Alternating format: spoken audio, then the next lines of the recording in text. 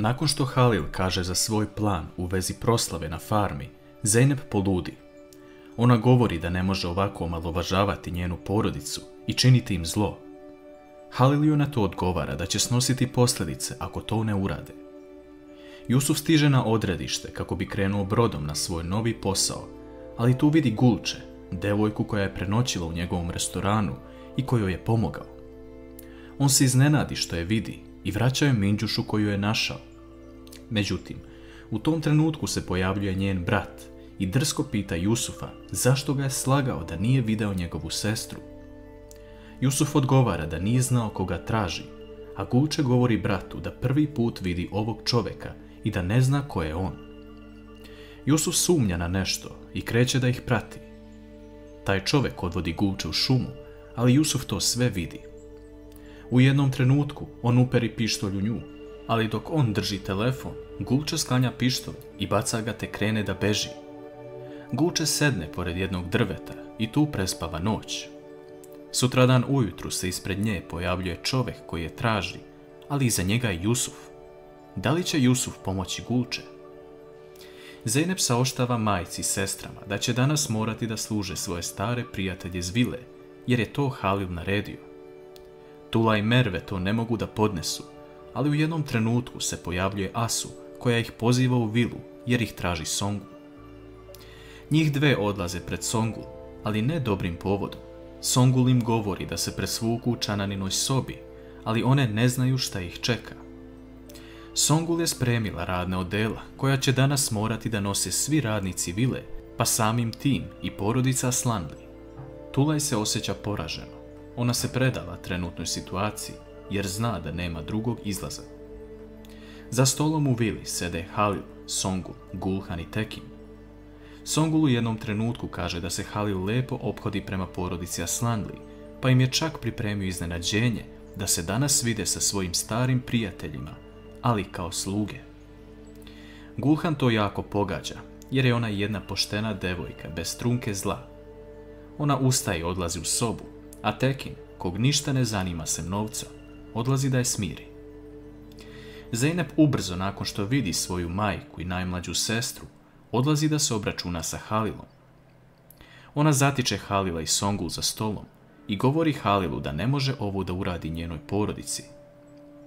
Halil ustaje i odgovara to da će sada vidjeti kako je biti u koži njihovih bivših radnika i da su zaslužili tu kaznu. Songul dodaje da je Zeynep trebala da misli na to pre nego što je pristala na dogovor. Zeynep kaže da njenoj majci nije lako da se privikne na ove uslove, ali Halil tada povisi ton, govoreći da oni sada žive u njegovoj vili i da moraju slušati njegova pravila. Zeynep tada odlazi i govori majci i sestri da će ona uraditi posao umjesto njih, ali ih moli da makar ostanu u kuhinji kako ne bi bilo problema. Tula i Merve to prihvataju, ali samo uz uslov da se ne pojavljuju pred cenjenim gostima, a Zeynep im to obećava. Ulazeći u kuhinju, Asu i Čanan se obraduju kada vide njihove bivše gazdarice kako rade u kuhinji, ali Čemil vidi to kao veliku nepravdu šta se desilo. Gosti dolaze i svi za stolom pričaju o porodici Aslanli, a posebno Zeynep. Zeynep je devojka koju svi za stolom hvale kako je uvek bila vredna i cenjena, te da je njena majka Tulaj srećna što ima takvu ćerku. U jednom trenutku gradonačelnikova žena pita da li neko zna gde Zeynep sada radi, jer je Tulaj rekla da je zadovoljna sa njenim poslom. U tom trenutku se pojavljuje Zeynep koja nosi hranu u konobarskom odelu i svi se iznenade nakon što ovo vide. Halil kreće za njom i pita je gde su joj majke i sestra, ali Zeynep tada odgovara da se ne može imati sve što poželimo u životu. Halil je ljut i besan jer želi da ponizi porodicu Aslanli, ali Zeynep ne popušta, govoreći da se one danas neće pojaviti, ali i to da ga se ne plaši.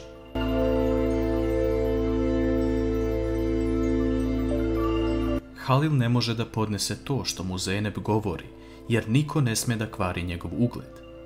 On odmah naređuje da Zeynep dovede svoju sestru i majku da služe, ali u tom trenutku se pojavljuje Čemil koji govori da je izbio požar, ali da je uspeo da spasi Zeynepinu majku i sestru.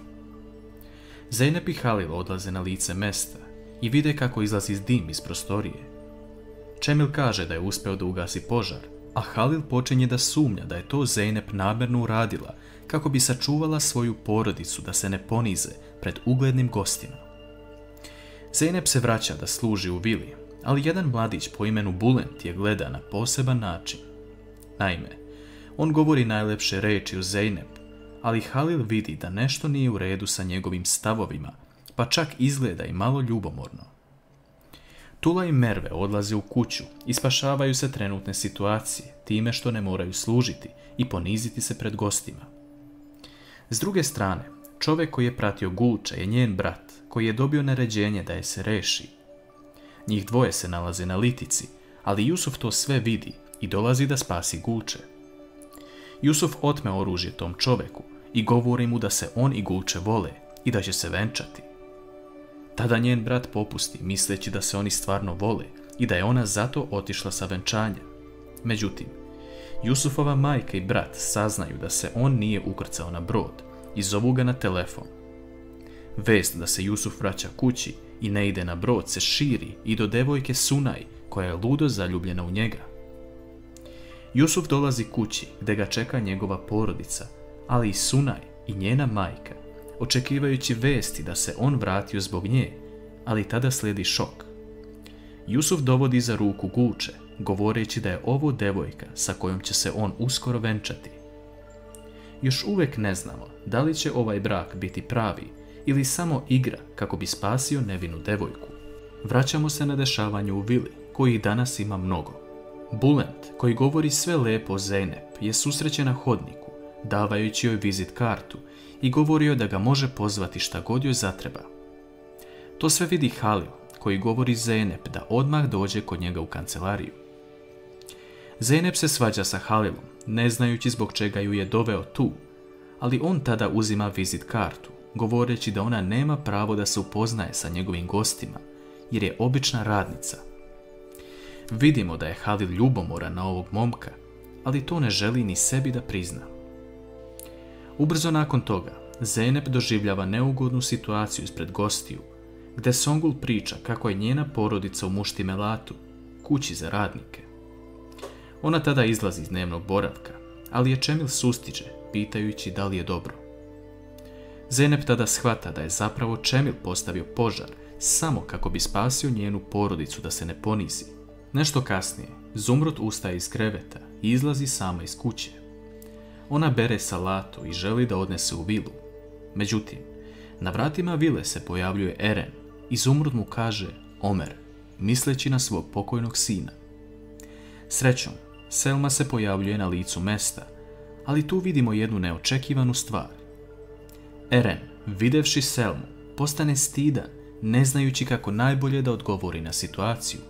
Mislimo da se Selma sviđa Erenu, ali da li to znači da će u budućnosti to biti od koristi porodici Aslanli? Ručak još uvijek traje, ali Bulent izlazi kako bi opet pričao sa Zeynep. On joj govori da može izvući njenu porodicu odavde i dovesti ih u svoju kuću. Zeynep se naljuti i odgurne ga, govoreći ko je on da joj nešto tako ponudi. Bulent je tada pribio uz zid, govoreći da ona nije ona stara Zeynep, već da je obična radnica. Tada se iza njegovih leđa pojavljuje Halil, koji se sukobi sa Bulentom i spasi Zeynep od neugodne situacije. Šta će ovaj put Halil reći Zeynep, jer je video celu situaciju?